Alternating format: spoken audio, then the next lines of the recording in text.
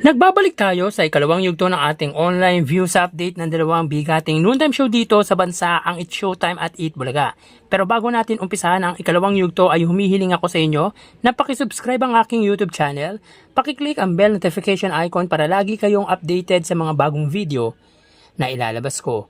Salamat! So mga kaparokya, quick recap lang po tayo sa nangyaring online viewership sa unang yugto ngayong araw po ng Lunes, May 18. Para po sa Eat Bulaga po, sila po ay nakakuha ng total live viewers ng 100,000 viewers. Samantalang ang It's Showtime naman po ay nakakuha ng 116,000 live viewers. So dito may kita po natin na ang It's Showtime po ay angat pagdating sa online viewership sa katapat na noontime show na Eat Bulaga ng 16,000 live viewers.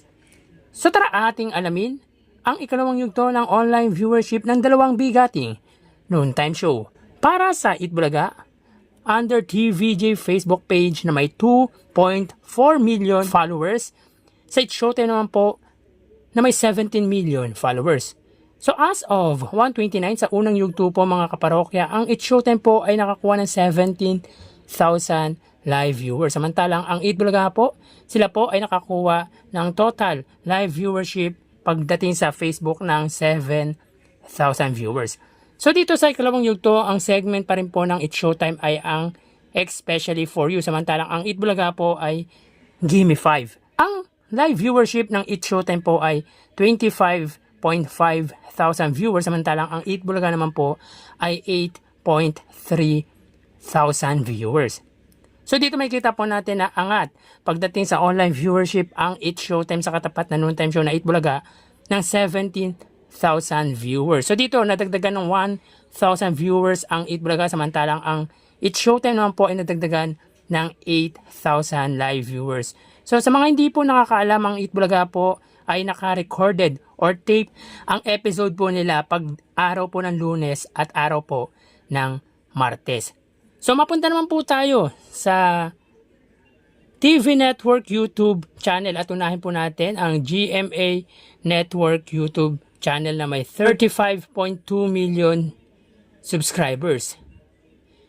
Sa Eat Bulaga naman po, under po yan sa TV5 Philippines na may 1.78 million subscribers. So as of 1:31, ang Eat Bulaga po sa unang yugto under TV5 ay may 32,000 viewers, samantalang ang It's Showtime naman po under GMA Network YouTube channel ay may 13,000 live viewers. So click po natin, ang GMA po, sila po ay may 19,000 viewers, samantalang ang Eat Bulaga naman po under TV5 ay may 39,000 live viewers. So ulitin po natin mga kaparokya, as of 1:31 PM ang GMA Network, sila po ay may 19,000 live viewers. So ibig sabihin dito po sa ikalawang yugto ay nadagdagan ng 6,000 viewers ang It's Showtime. Pagdating naman po sa Eat Bulaga under TV5, sila po ay may 39,000 live viewers. So dito po nadagdagan ang Eat Bulaga under TV5 ng 7,000 live viewers. So dito may kita po natin na angat pagdating sa online viewership ang TV5 sa katapat na TV Network YouTube channel na GMA ng 20,000 live viewers. So mapunta naman po tayo sa main YouTube channel ng dalawang noontime show. Para po sa It's Showtime, under po yan sa ABS-CBN It's Showtime na may 2.21 million subscribers. Samantalang sa Eat Bulaga naman po under Eat Bulaga TVJ YouTube channel na may 997,000 subscribers. So sa unang yugto, ang Eat Bulaga po ay may 61,000 viewers, samantalang ang It's Showtime naman po ay 86,000 live viewers.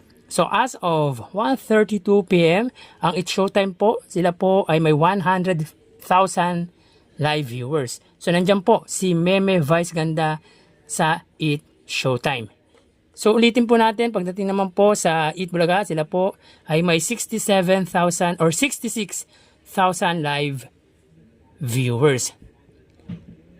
So ulitin po natin mga kaparokya, as of 1:33 PM, ang Eat Showtime po, sila po ay may 102,000 live viewers. So pagdating po sa ikalawang yugto, ang Eat Showtime po ay nadagdagan ng 16,000 live viewers. Ang Eat Bulaga naman po, sila po ay may 66,000 live viewers. So sa ikalawang yugto, ang Eat Bulaga ay nadagdagan ng 5,000 live viewers. So makikita po natin na angat pagdating sa online viewership ang Eat Showtime sa katapat na noontime show na Eat Bulaga ng 36,000 live viewers. So bali, ang total na nakuha ng dalawang noontime show sa ikalawang yugto ay para po sa Eat Bulaga, sila po ay nakakuha ng 113,000 live viewers, samantalang ang Eat Showtime naman po ay 146,000 live viewers. So dito po sa ikalawang yugto ay angat pa rin po pagdating sa online viewership ang Eat Showtime at sila po ay lamang sa katapat na noontime show ng 33,000 live viewers. So yan po lumalabas sa kanilang online viewership as of 1:35 PM at mamaya po magbabalik po tayo sa huling yugto ng ating online viewership ng dalawang noontime show dito sa bansa. Magpapaalam na po muna pansamantala. Thank you and God bless.